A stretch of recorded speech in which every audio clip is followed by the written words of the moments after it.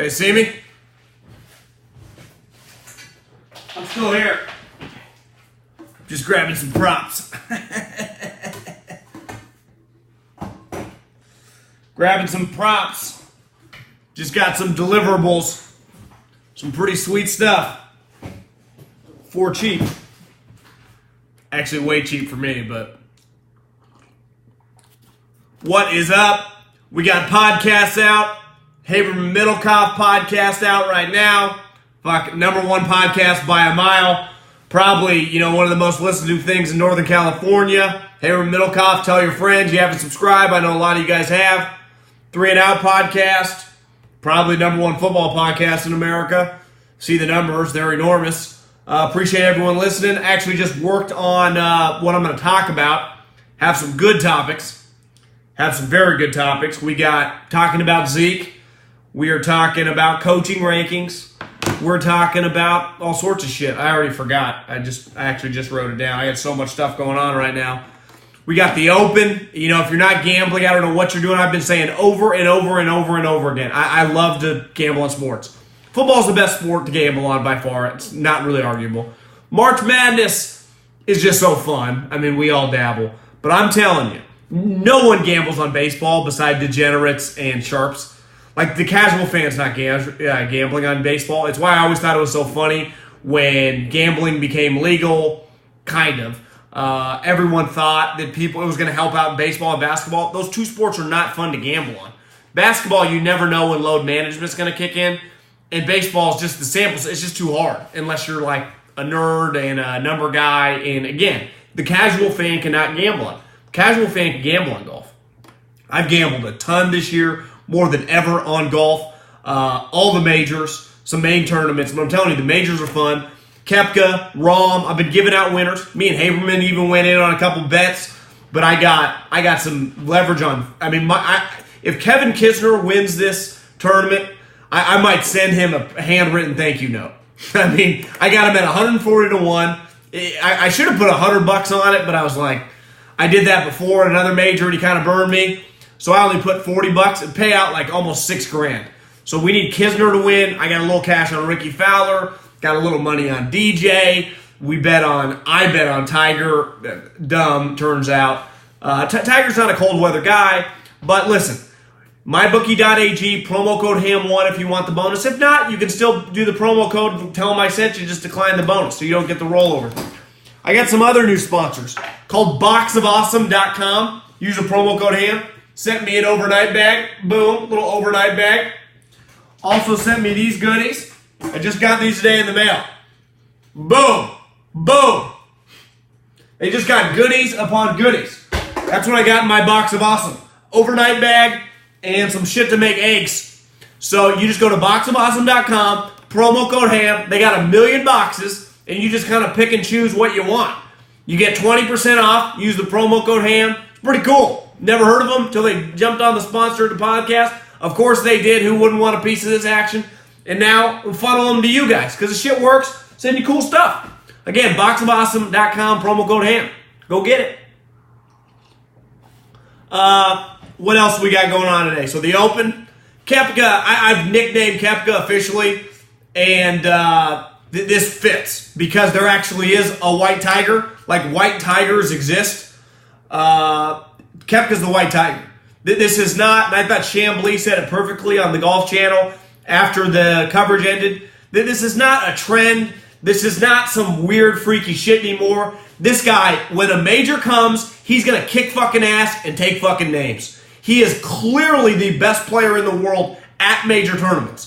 It's not really arguable. Is he going to win the major? I don't know. But we know for a fact now, major start, he's going to be in the top 5. He's right now, I think, tied for second. He's just elite in majors. And we make fun of him for laughing about not practicing at the little tournaments. That's not even funny anymore. Again, he's telling you the truth. I take majors seriously, and I don't care about anything else. And I was thinking about this today. Like, I often say I make fun of James Harden and Chris Paul for being mental midgets. Listen, most of society are mental midgets. Think about it. In your office, wherever you're sitting right now, when shit hits the fan, the majority of people in your office will freak out. When something happens at home, the majority of your parents, or if you're a parent, you're just going to freak. We're not like mentally very stable people. That's what separates the people that are mentally stable in like the craziest, toughest times are SEAL Team 6 members. Tom Brady, Koepka, Warren Buffett, like they dominate industries. Because most of us freak out. Koepka's unfazed. He's just a Belichick, flatliner. What's crazy about Koepka is unlike all these other guys that have a ton more experience, he doesn't even have that much experience. He's been on tour for like 5 years. He is unfazed by a bad shot, a good shot. It's incredible. It's young Tiger-like. He's Tiger Woods. If I get one more person that tweets at me, Middlekauff, it's hyperbole comparing him to Tiger. No, this is the closest thing we've seen to Tiger by a wide margin now in these major tournaments these last 3 years than any other player. Jordan, Rory, none of them hold a candle to this guy. He fucking dominates. In America, across the pond, you put him in a major, he's either going to win or finish second. Like, we now have a long, as the analytic nerds would tell you, we got a big sample size now. We're not nitpicking like 2 majors. This is, in the last, I think I saw a stat, in the last 5 majors, 2 humans have beat him. Tiger in the Masters and Molinari in the British. Other than that, you're not beating him. It's just not happening. He's winning the tournament. He's winning the tournament. So he's the white tiger. So I will officially now, talk about, when I talk about Koepka, I'm just calling him white tiger. Because that's what he is. He's the white tiger. He's an absolute ass kicker. And watching him talk after the match, his caddy, and I read this earlier this week, and I was like, now I'm so pissed off at myself, I should have put way more money on him. He's like, yeah, his caddy's played over 1,000 rounds of golf at this tournament. He's just like, yeah, he just tells me where to hit it, and I hit it there. Which sounds easier to do. You got to be a pro to do that. Like me or you try to hit it somewhere where we can't control the ball. But these guys, 90% of the dudes at this tournament have never played this course, have no clue what to do. His caddy's played over 1,000 rounds of golf, grew up down the street, knows this course like the back of his hand. So he's like, yeah, Brooks, do this. It's like, it's too easy.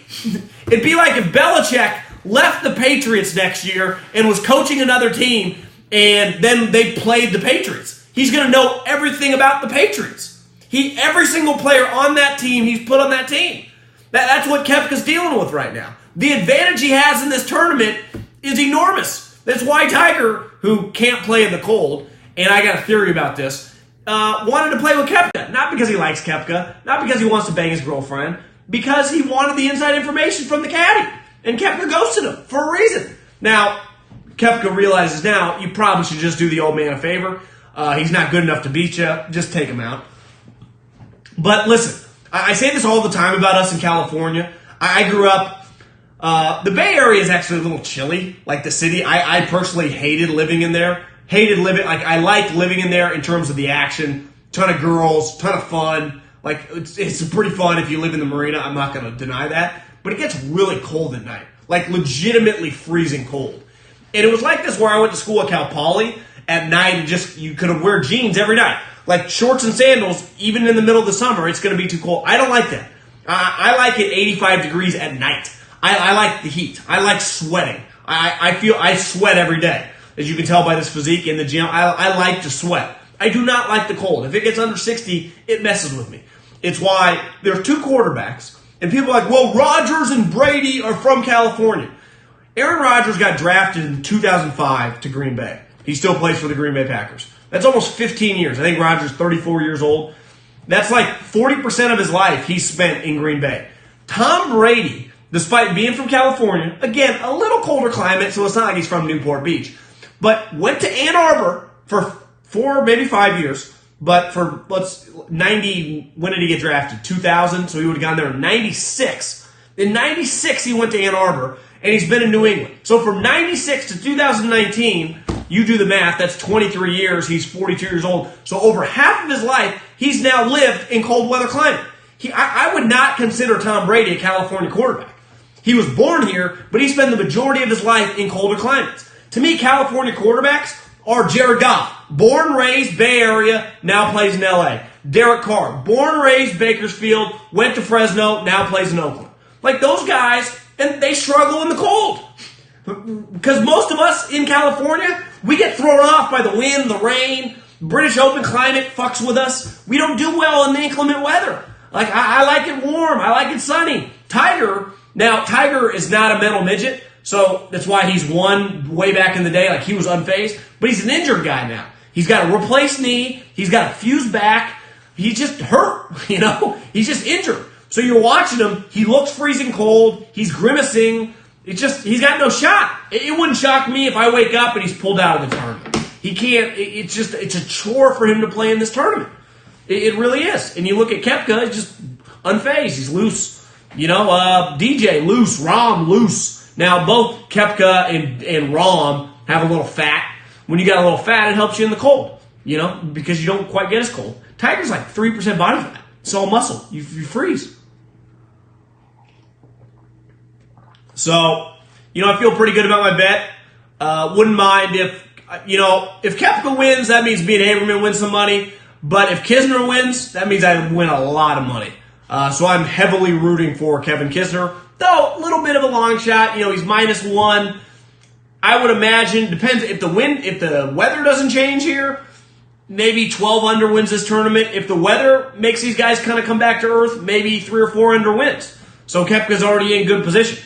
Now it's just, can you kind of hang? I don't know. There was one hole, it was pouring rain for Tiger, and the next hole was sunny.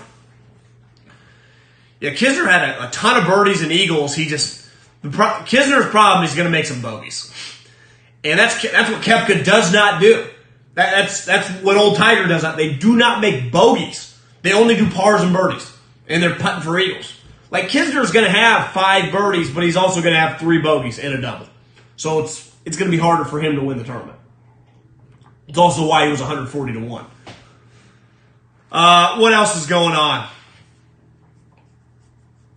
Did I tell you about my friends at Legacy Box? LegacyBox.com/ham. Just go to LegacyBox.com/ham. You got any family heirlooms, VHS videos, hard copy of pictures, they will put it all digitally for you. They sent me a big box, said Haberman one, you send it back, your family heirlooms, they change it to digital, and then you can share with your family. LegacyBox.com/ham. I'm giving you a deal there too. What else is going on? Harbaugh took a shot at Urban Meyer. And actually, I don't consider it a shot. He just spoke facts. And here's the thing with Urban Meyer. Urban Meyer, top 5 college coach ever. You could make the argument. I mean, I'd put Saban 1, Bear Bryant be right up there, Tom Osborne be right up there. It's a small group, right? Of the best coaches. Pete Carroll had an unreal run. Probably wasn't long enough. But you could easily argue, Urban's best is as good as Saban's best. Because he's beat him head to head.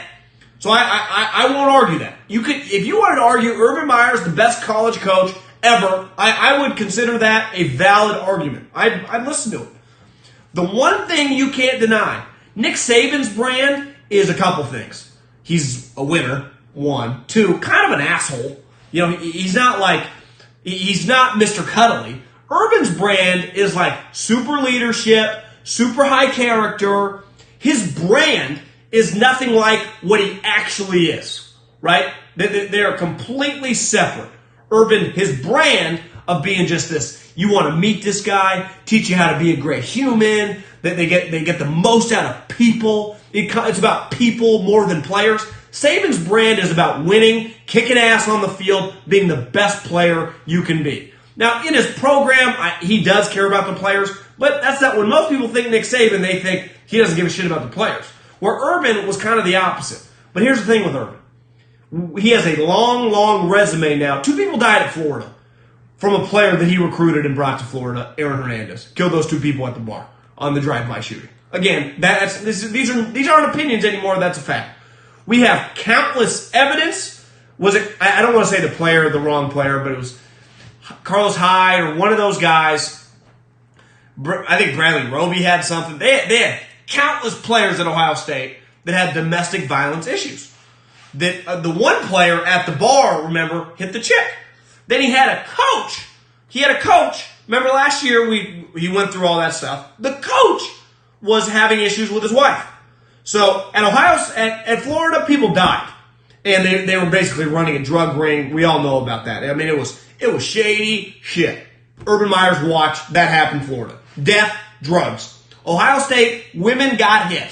From coaches and players. Again, these aren't opinions, these are facts. But Urban loves to try to be like out of sight, out of mind, like that wasn't on me, that's someone else. Urban, your brand is you're a micromanager, run the program, super high character, all you care about is doing the right thing, yet on your resume, murder, drug use, domestic violence. These things happen where you go. So Urban Meyer tells Tim Kawakami, he's on his podcast, that listen, Urban's a great coach. Then there's no disputing. Urban is a better college coach than Jim Harbaugh. Not even close. I mean, last year was Jim's year to beat him, and Urban kicked the shit out of him. It was a bloodbath. It was an old school ass whooping. So no one argues. There is no argument. There's Urban Meyer and there's Jim Harbaugh as coaches in college. Can Urban coach pros? I don't know. But Jim can. I don't know if Urban can. But from a college standpoint, we've seen it. Jim gets humped. But Jim strictly said that wherever Urban goes, controversy follows. I actually think like that's not strong enough. Controversy doesn't follow. Death, domestic violence, drug use. That's what follows Urban. Death, a murderer. Urban Meyer recruited a murderer. Dude shot 2 people in Gainesville.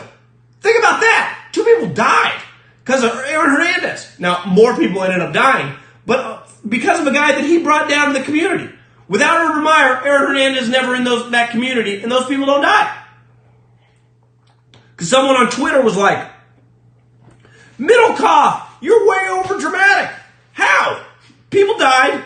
Women got hit. Like, that happens. That happens with Urban Meyer. Yet he tries to act like he's John Wooden. Now, you could argue John Wooden's a little bit of a fraud because that one dude, Gilbert or whatever, the lawyer, that was paying all the players.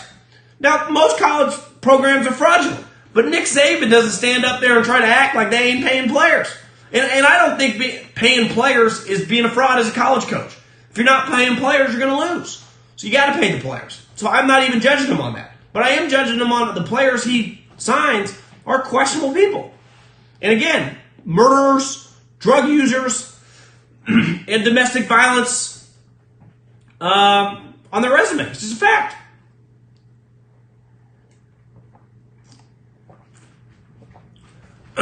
So other than that, pretty slow times. Coach K. But listen, I don't look at Coach K, who kind of has, who's a big believer in his brand. When you think Coach K, you think high integrity, high character. Like, Duke's pays players. That doesn't bother me. But I do think Coach K holds high standards. For the most part, Duke has not had bad character guys. Not that I can remember. I think this year's playoffs are bust for Harbaugh. He has to win the conference and make the playoffs. So I would say 11-1. I'd say 11-1 minimum. You have to beat Ohio State and they have to win the conference. Anything else would be a massive, massive disappointment. Do you think Melvin will resign with Chargers or get traded? I think he comes back. Who's trading for him? Georgia's going to be good. I think it's a clear Georgia, Bama, Clemson are going to be dominant. Then who's that next group? I don't quite like Oklahoma as much. It's going to be hard for them to win with Jalen. Their defense is not as good. Michigan, Harbaugh also told Kawakami they're going to spread out the offense. They're going to be a lot more shotgun. They're going to be a lot more pace. I think that should help Shea Patterson, who's much more of a spread quarterback. I think Michigan should be pretty good. Michigan has no excuse to not make the playoffs. I think Texas is going to be pretty good. Texas, to me, that last spot between Bama, Georgia, Clemson is like Texas, Michigan, Oklahoma, maybe. I don't know if there's a team good enough out west. Maybe Oregon if Herbert dominates, but I don't trust their coach. Maybe Washington, if Jacob Eason, remember who Jake Fromm kind of Wally pipped at Georgia? Yeah, at Stanford, I don't know if they have enough weapons. It'd probably be Oregon or Washington. Washington State probably be pretty good. we've fallen off. And our problem out west is simple. We don't cheat enough. We do not cheat enough. I was kind of bored last night, like 8 o'clock, flipping on Amazon. I probably shouldn't read, but whatever. Flipped on Amazon, found Blue Chips. So I clicked on Blue Chips. And Nick Nolte in that movie, really, it was hard for him. I think they were trying to make him look like Bobby Knight. And like Bobby Knight, he didn't want to cheat. And I think a little bit like that out west in the Pac-12, we place such a premium on academics. Like, listen, when it comes to football and basketball, fucking cheat and win. That's what the SEC, that's what the ACC, that's what the Big 12 and Big 10 do. They pay players. So I know the media loves to tell you players aren't getting paid. That's a lie. They've been getting paid well before I was alive. They'll be getting paid well before after I'm gone. The better players you pay, the more you're going to win. And I think we're a little too into academics out here. Our presidents are just, I don't know, too out of the loop. But our programs have suffered. There's no argument on that. That our programs have taken a massive hit. Our product has greatly diminished, and we get our ass kicked against the big boys. And to me, that's unacceptable. But to the liberal, school presidents, they don't even get it out here. When you go to Alabama, you know what their number one priority is at the university? Win at football. You know when you step on school at Ohio State or Michigan, the number one priority? Win at football. Or Kentucky, win at basketball. That's the number one priority. Academic, that's just going to take care of itself. I think our priorities are out of whack. Because I got news for you. As we've seen in society, just because you have a degree doesn't get you a job. So make the priority number one, winning at sports. More money comes from the programs.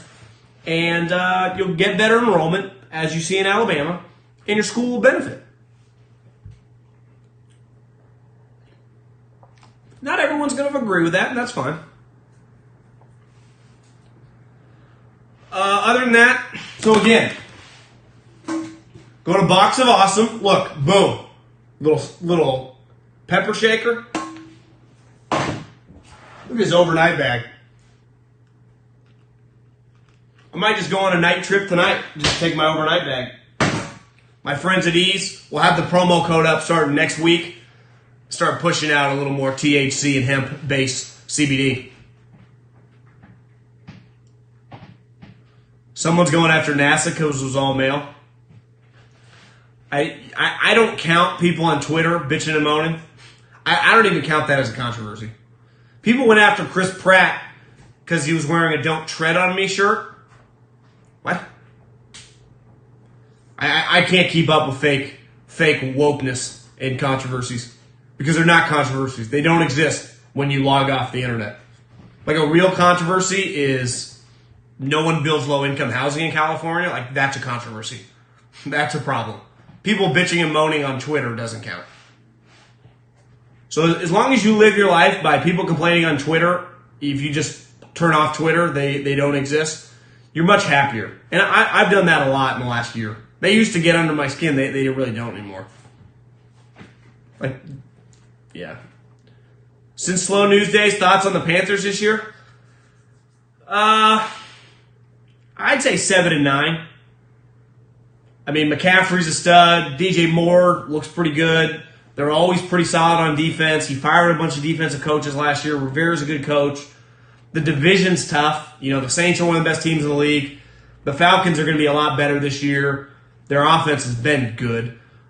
The Bucs in theory, should be a lot better. I mean, Arians is dramatically better than Dirk Cutter. Even though the Bucs probably won't be that great, but they're going to be better. It's a tough division. I'd have to look at their schedule. My gut, when I went over the over-unders, I thought 7. I thought 7 felt about right. 7-9. Maybe 6-10. I think Green Bay is going to suck. I think Green Bay is going to be like, like the Lakers this year? When they got LeBron, they still missed the playoffs, and it was a disaster. I think that's the Packers. I think Aaron Rodgers is going to hate Matt LaFleur. I think, he might already. Okay, adios. What time is it? 2:30? I'm going to record a podcast right now. Hey, we're Middlekauff. Tell all your friends. 3 and Out podcast. Zane, tell all your friends. I think Rodgers might sabotage it too. We got a little Yankees Rays on right now. It doesn't look like anyone's there midday. May the peace be with you. See ya.